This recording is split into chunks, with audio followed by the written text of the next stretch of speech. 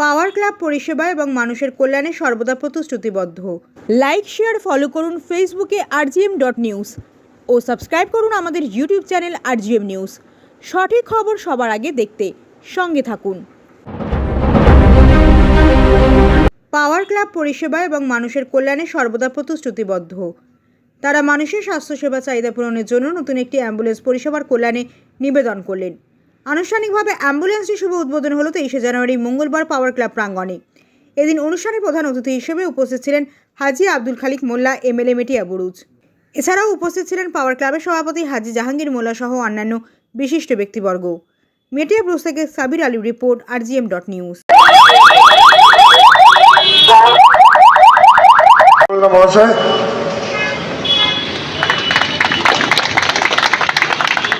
সময়ের অত্যন্ত অভাব, গেস্টটা আরো প্রোগ্রামে যাবে, সেই জন্য আমি নামগুলো পড়ে দিচ্ছি। সাখাওয়াত হোসেন মোল্লা, হাজি শেখ সাইফুল ইসলাম, শেখ বেল্লাল, শেখ মোহাম্মদ, শেখ সিরাজ হোসেন, শেখ ফখরুদ্দিন, হাজি শেখ রফিকুল ইসলাম পিন্টু। সবাইকে আমরা মঞ্চে ডেকে নেব এবং আস্তে আস্তে সংবর্ধিত করব। তার আগে মনিরুল সাহেব, পিন্টু সাহেব, পিন্টু হাজি সাহেব। পাওয়ার ক্লাব এই অঞ্চলের মানুষের স্বার্থে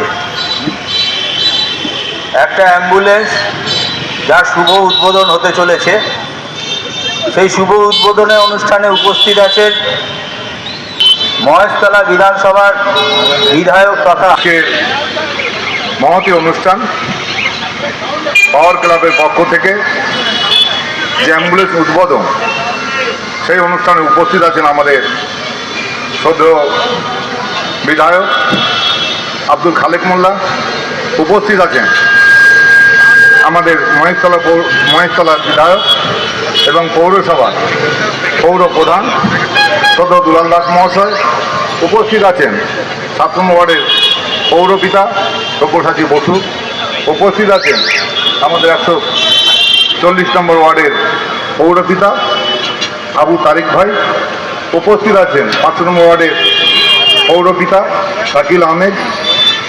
এখানে উপস্থিত এই সভার সভাপতি এবং সামনে উপবিষ্ট শ্রদ্ধাভাজন ব্যক্তিবর্গ এবং সর্বোপরি এই পাওয়ার ক্লাবের সভাপতি, সম্পাদক এবং যারা সদস্য আছে, প্রত্যেককে অন্তঃস্থল থেকে অভিনন্দন, ধন্যবাদ জানাই এবং এই মহতী কাজের জন্যে তাদেরকে স্যালুট জানাই অন্তঃস্থল থেকে। মানুষের পাশে দাঁড়ানো। আপনাদের ছবি আসছে, হাজি শেখ চলে তার হয়ে নেবে, তার হয়ে পাওয়ার ক্লাবের পক্ষ থেকে সেটা নেবেন।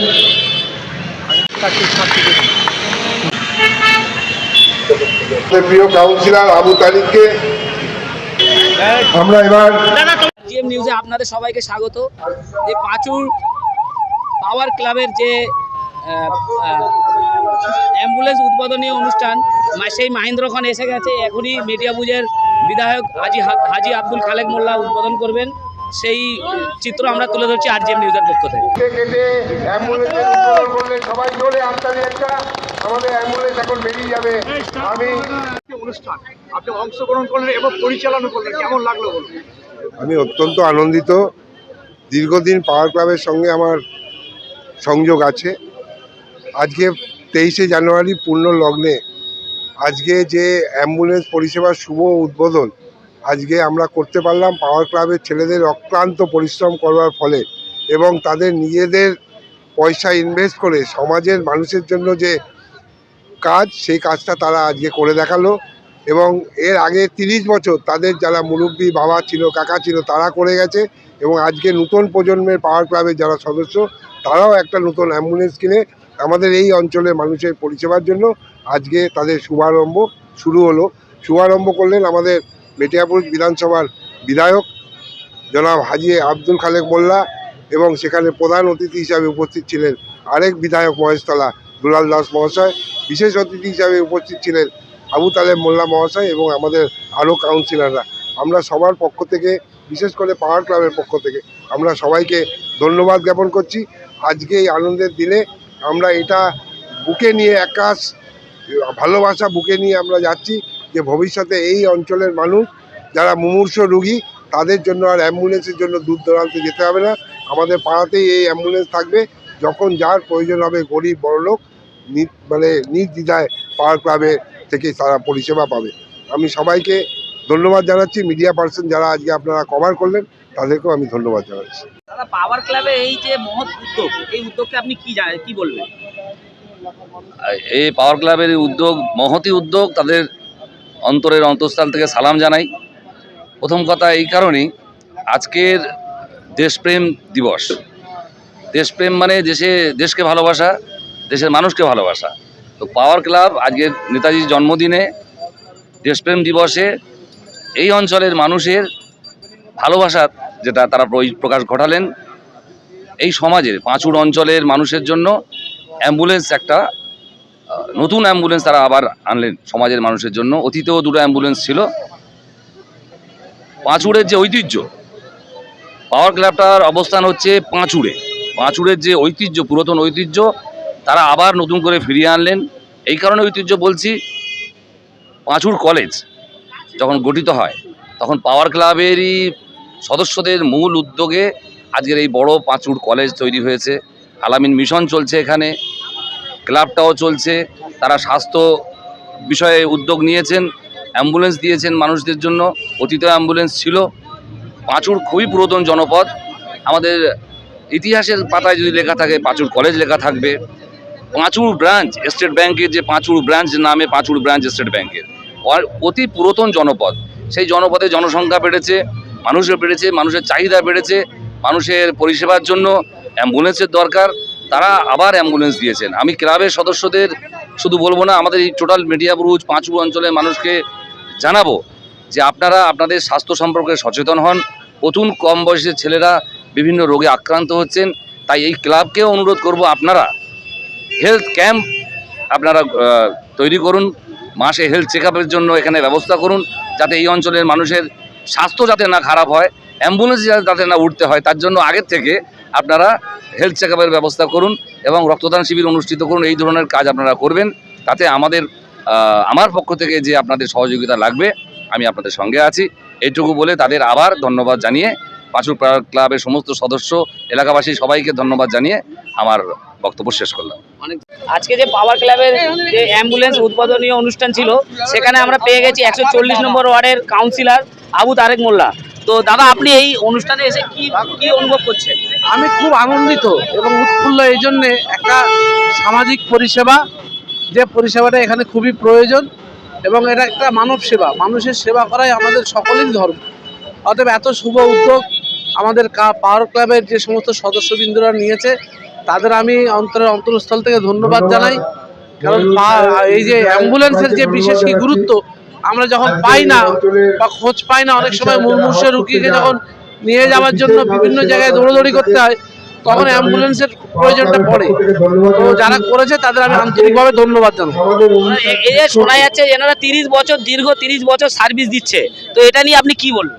দেখুন, পাওয়ার ক্লাবের একটা ঐতিহ্য আলাদা। বহুদিন আমরা ছোট থেকেই দেখছি, পাওয়ার ক্লাব নিজস্ব উদ্যোগে এলাকার সামাজিক কাজ করে থাকে। তার মধ্যে শুধু অ্যাম্বুলেন্স নয়, এলাকার আমরা শুনেছি বিভিন্ন গরিব মানুষের মেয়েদের বিয়ে দেওয়া, বিভিন্ন সামাজিক অনুষ্ঠানগুলো করা, বিভিন্ন হসপিটালের কাজ করা, হাজিদের সেবা করা, এসব বহু কাজ আছে।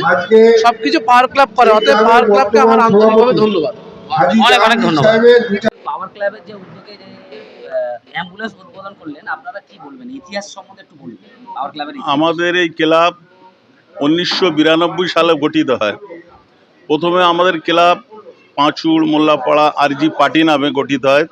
তখন এই এলাকায় অসামাজিকদের দূরত্ব প্রচুর ছিল, প্রচুর ডাকাতি হতো।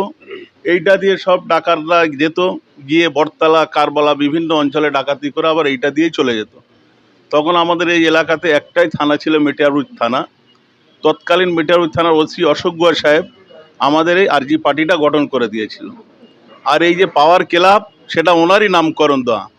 উনি ওই ইংল্যান্ডে একটা খুব নামকরা ক্লাব ছিল পাওয়ার ক্লাব, সেই নামটা উনি আমাদের দিয়ে উনি রেজিস্ট্রেশন করে দিয়েছিলেন তিনি হচ্ছে ওই শান্তিময় কর্মকার ভাস্করদার দাদাকে দিয়ে রেজিস্ট্রেশনটাও করিয়ে দিয়েছিল।